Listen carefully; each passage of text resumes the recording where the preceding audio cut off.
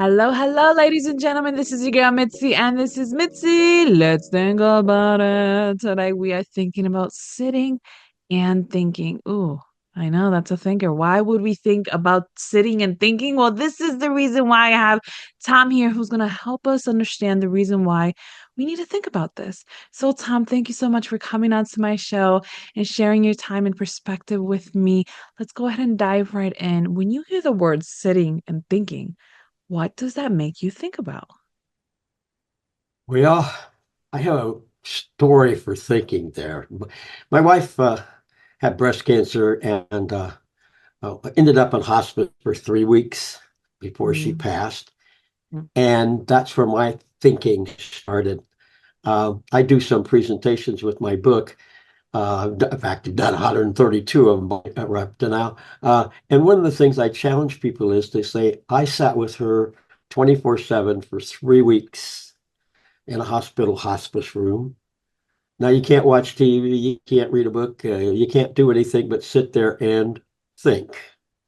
And that's what yeah. I did 16, 17 hours a day for 3 weeks. And when you do that, Hmm. you discover things about yourself that maybe you don't really like. You question all your beliefs, which I did. I didn't change them particularly, but I questioned everything. I questioned things I'd done in my life. The 3 weeks we were married for 58 years, and those 3 weeks was a review of 58 years, I guess, that went through my mind as again, I say, all I could do is sit there and think. So Yeah. that's what I did. Yeah. And that changed my life totally, actually. So, It's interesting how something so traumatic, like losing someone that's a part of your life for so long, who impacts your yeah, life and molds themselves into your life, where it's just like now you have to sit there and contemplate and just reflect. And that's hard. That's a hard thing to do because I'm glad you were honest and said I was even thinking about the things that I didn't want to think about, the things that I didn't like, and everything came, even the beautiful moments, the you know what I mean? correct. Everything came. So it's just it gives you that moment of that life flash before your eyes before something traumatic happens. And I think and it sounds like that's exactly what happened to you. And I was a CNA for 10 years in the beginning of my work career life.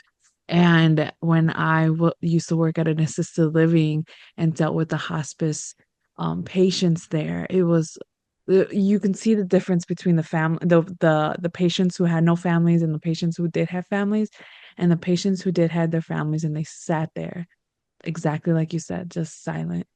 Wait, no TV, no nothing. They didn't want it. You know what I mean? At No, that point, they just didn't even want it. They just want to be in the presence of their loved one.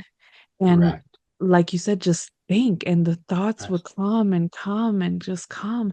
So I was so eager and so happy when you came to me with this idea of just this topic of sitting and thinking, because I don't think enough people just sit and just in silence and just reflect.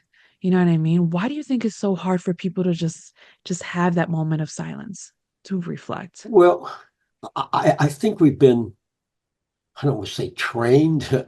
Um, our lives have been other things, other people, always having things around, always doing something. Probably TV is the thing that really changed it.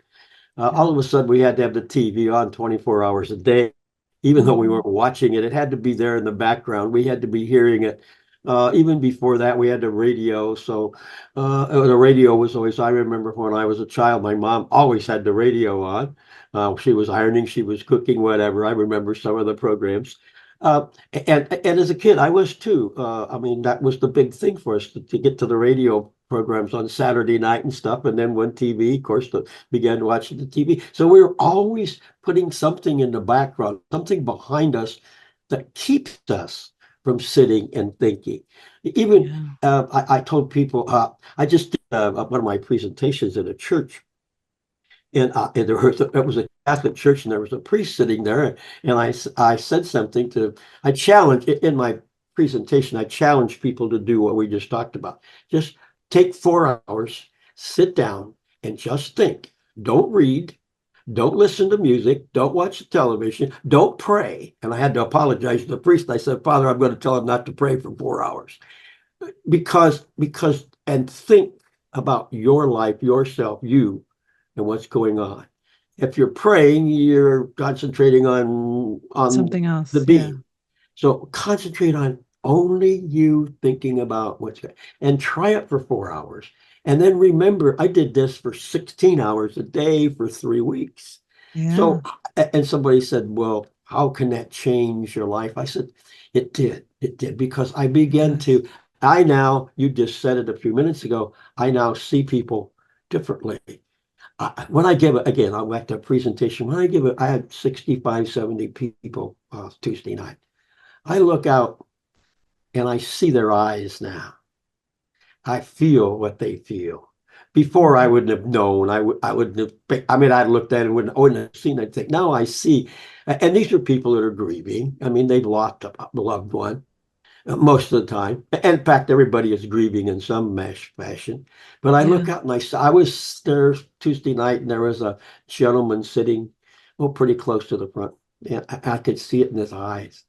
And when we were done, he came up and he said, I lost my wife 2 months ago. And I said, I knew. I said, I didn't know it was 2 months ago, but I knew it had to be recent because I could see it in your eyes. Yeah. So yeah, that's one of the things interesting on Tuesday night. Somebody said, well, you sat there and thought for 3 weeks, and you were married for 58 years. Did you think about your marriage? And I said, oh yeah. They said, well, why why did it work? Why were you able to make 58 years of marriage? And I thought about that. And I said, I have an answer for you. I said, this is what I learned. In order for a marriage to be successful, you Yeah. have to have four things. Okay. What are that? You have to love each other. Mm-hmm. You have to love your family. Mm-hmm. You have to love God. Mm-hmm. And most of all, most importantly, you have to love marriage. Ooh, dun There's dun a dun. there's a difference between loving each other and loving marriage. I mean, you can love each other and go through life and not get married. But marriage is Exactly. a commitment, and you Yeah. have to love that marriage. You have to love being married, or you're not going to make it. And Yeah. I mean, my wife and I had all the battles, and I can go through them all, the ups and downs, but we were still there 58 years later. So that's the kind of things I thought about in that 3 weeks, I think. Yeah. Yeah. I like that. I really like the last point, which you said you have to love marriage because people don't include that. People always talk about, yeah, love God, love your spouse, love each other, love yourself. But what about loving the concept of what marriage Right, what right. it holds, That's the right. value. And I Right. loved also how you said you can live together, love each other, but never actually commit to that marriage step.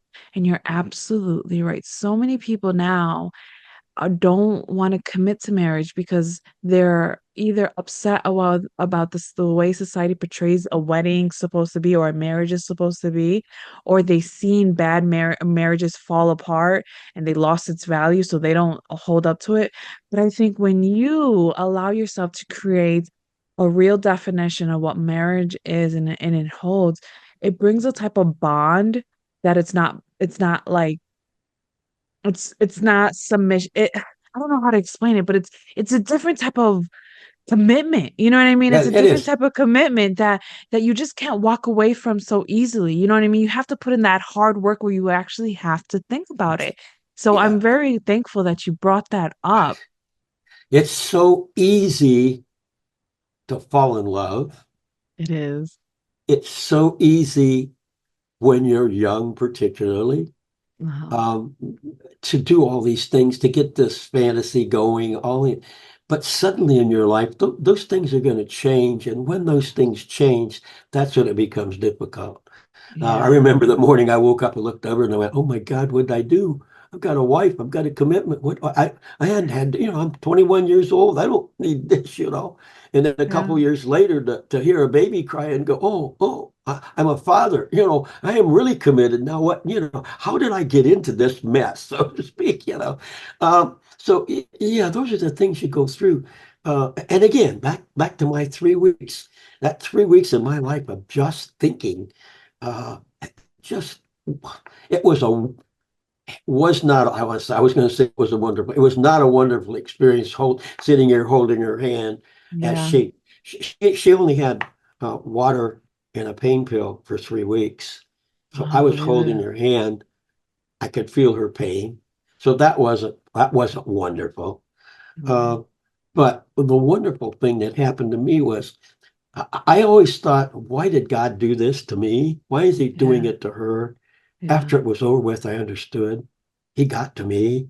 He got to Oh, how me beautiful. tough. I mean, I was a good Christian before, I did, I Yeah. went to church. I was Catholic, raised Catholic, parochial school. So I was Yeah. committed, so to speak, but not like I am now. Not like now I understand. Yeah. So when I go to church now, I get something out of it. Before I may not have. I may have gone, and while I was there, well, oh, this is nice, and then 5 minutes after, I'd forgotten all about it. Now I Yeah. carry those thoughts and things with me. So, and church is another place you think, you know. Yeah. Yeah. I mean, let's be honest. I think that's I like your honesty. Honest to goodness. I appreciate your Thank honesty. you.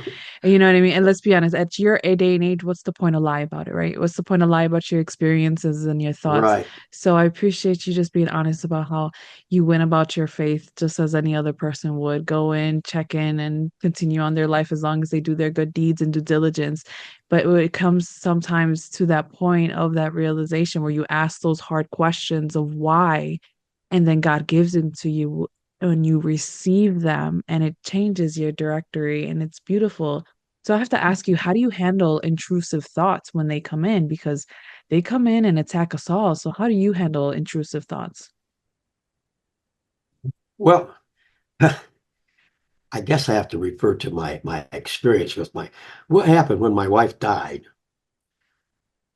I uh, I spent 4 months being a miserable person. Okay, not to other people, just miserable to me. Self-pity and didn't want to do and didn't.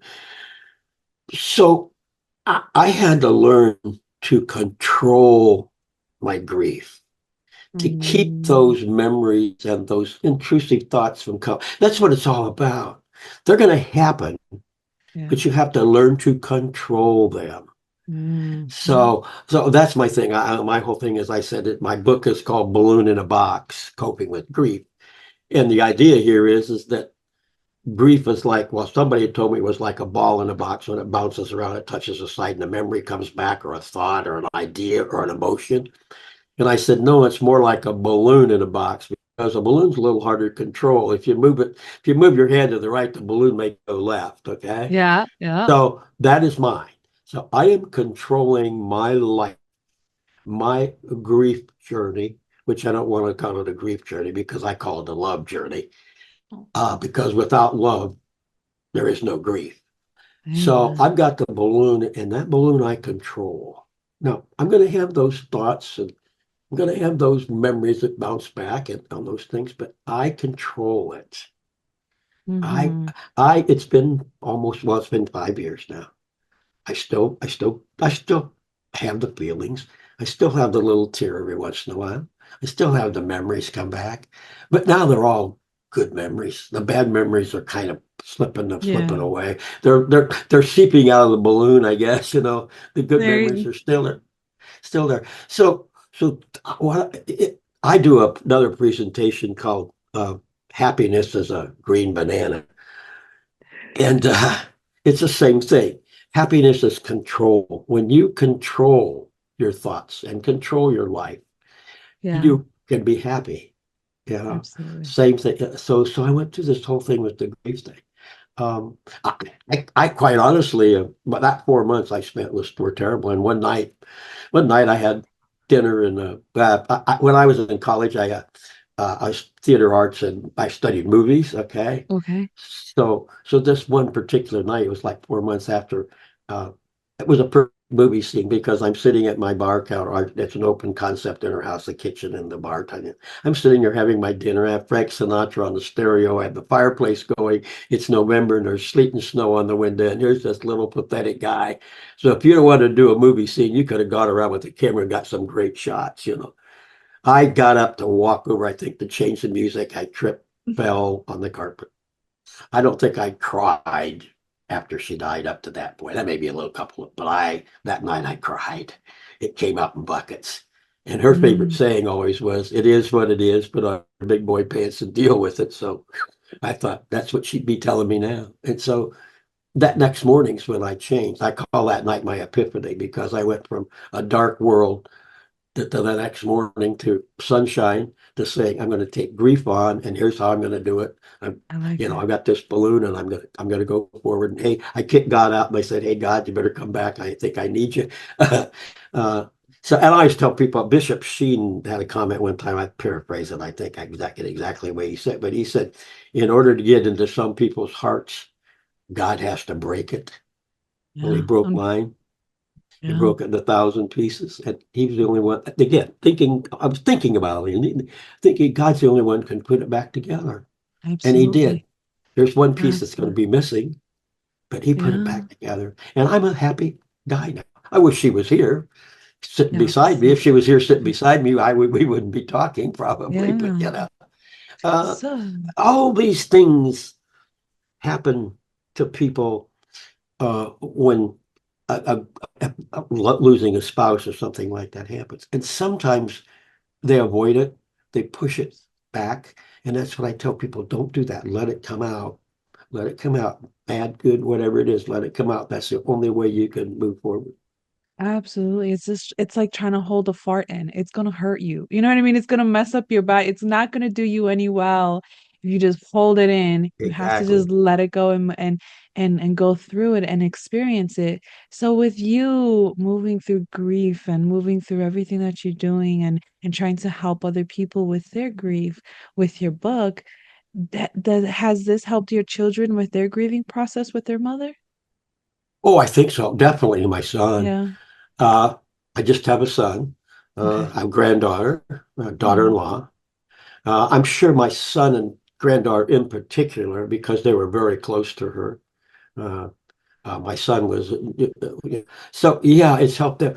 Uh, it's helped me tremendously. People, like I tell you, I've done it 132 times now, spoken. People ask me, they say, doesn't that bring it back up to you? And I said, yeah, I'd probably be further down the road if I wasn't doing these speaking engagements because every time I do one, it all comes back to me because I repeat it. I tell the stories, I tell the same story, so that story comes back.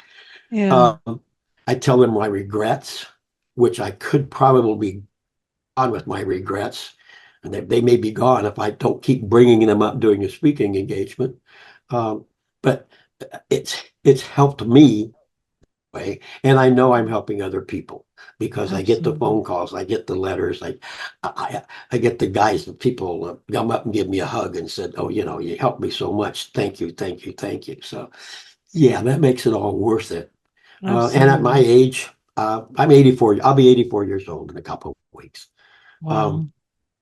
You I don't don't know how even look much. 84. You don't even Thank look you, 84. dear. Thank you. You look like a good 62. Okay, well, thank you. You made my day. Okay, I could go on the rest of the day and go, oh, go shit. A cute little gal just told me I look 62, guys. You Uh, take it. yeah, they got it. But I don't know how long I've got. When you get Yeah. to this point in life, then again, you talk about thinking. Those are the things you think about. Yeah. I'm 84. How long, the average age is 80. I passed it by four, so how much? My mom lived to be 98. My dad lived to be 89. So I got good genes, I guess. Uh, Yeah. I mean, but nowadays, let's be honest, you are like almost a quarter of the way there because people are living past 100 years old. Life insurance policies are changing because they now have to pay out the person because they're living past 100. You know That's what I right. mean? So it's just like you have so much life left in you, and as long as you're doing and making the best of each day that's given, who's to say you're wrong, right? Who's to say you're No, wrong? we So see, nobody. So I yeah, curious because yeah, I have a quote here because I love quotes. I'm Miss Quote Queen. yeah, yeah. And I would like to know your perspective on this quote to see what it makes you think about. The quote goes, external silence can be the doorway to inner silence. Ooh, What does that make you think ooh. about? Say that again. Say it again. Yes, the quote goes, external silence can be the doorway to inner silence. Yeah. You know, I have a thing with the grievers, okay? Okay, And I say somebody grieving needs three things, okay? okay, They need to find the words, okay, they need to say the words, okay. and they need to know those words have been heard. Oh, So when you're talking about external, internal, those words are in there. They're in there. yeah. Everybody's got them. But if you don't say them, yeah, everybody wants to fix it when you're grieving. I always tell people, you can't fix it. Just listen. That's all I wanted. My heart was breaking inside. You know, everybody says, well, there's no such thing as heartbreak. You know, well, I say, okay, I'll tell you what, you lay on the floor and let me kick you in the chest because that's what it feels like to me. It's a My real heart is thing. my heart is really aching. It's No, a it real really thing. aches. Not, it's not, that's just not something somebody says. It aches. Inside, I'm aching. I'm in pain. Exactly. And you can't fix it. So, No. but just please listen to me. Let me get Hmm. it out. Hmm. And we are, you go to the funeral home, okay, for a visitation, but somebody dies. And do you stand there in that line? Oh, what am I going to say when I get up here? No. You know, I never knew. I know now what to say. Just walk to your friend and say, I love you. That's it. That's all they need to hear. Yeah. They don't, there's people said so many weird things to me, I know they meant well, but when they said, everybody come up and say, well, how are you doing? Again, you I talk know. about internal pain and everything. What I really want, I said, oh, I'm okay. What I really wanted to tell them from inside is, I didn't. So yeah, it's a have a especially men. Women are a lot better at it. Especially men, we keep stuff in there. Yeah. We carry it inside You with guys us. hold it. Yeah, You guys hold yeah, it long. You guys hold a lot of things inside, especially the older generation, because you guys were taught to. You know what I that's right. mean? You were That's right. taught that was part of your Well, thing. So each men one of don't you cry. have. Yeah, like you're not supposed to show emotions. You're supposed to have a box, a safety box for your Right. emotions, for your feelings, for everything that you're going to, and stick everything in there. And if it pops, don't react. Just let it explode inside of you. So That's I right. absolutely respect the That's fact that you say that. that's why I wrote the book. That's how I wrote the book. When a friend read my journal notes and said, "You have to share these." That Absolutely. I probably wasn't ready to share them, but I did when I finally started writing the book and put them on in the computer, okay, and Right. read them. I said, yeah, yeah, I guess I do have something to share. I really, because Exactly. men don't share this. No. I'm going to do it. I don't care if people laugh at me. People don't like it. That doesn't, I'm getting it out. I'm putting it in the book. It's done. Now I'm free of it. If they don't like it, that's fine. No, I got it. Exactly. Exactly. That's very And good and to the and hear. then the opposite reaction has happened. I kind of caught lightning in a bottle because I never expected to give 132 speeches with it, but I have. Yeah. Well, yeah, that's the bittersweet of life. You know what I mean? Life I've learned is just bittersweet. It comes with bitter moments, but it also comes with really sweet moments. And the more you're able to reflect back with time, time heals those wounds. Time heals.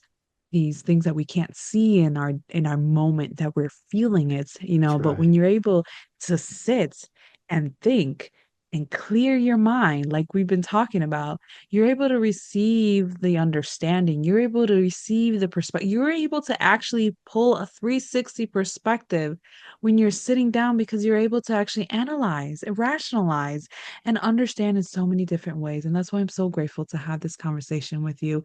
And I know time is escaping us, sadly to say. So, what can be Okay. some lasting words of wisdom that you can leave us off with? Even though, let's be honest, you already give us a lot of great points to think about, but what can be some lasting words? Well, I think that lasting words would be when things happen and what happens to you, just remember that life continues and you need to embrace the changes. There you go. Embrace the changes, ladies and gentlemen. There's no excuse not to embrace the changes. You have to No, embrace it. It's part of that's right. life. That's It's right. part of life. And if you guys want to know more about Tom, his books, and what he has to offer the world so that you can keep on thinking, check him out. I have him on my websites with his websites. He has great content. He has his book. Go check it out, especially if you're grieving. Oh my goodness, please, you do not have to grieve in this world alone.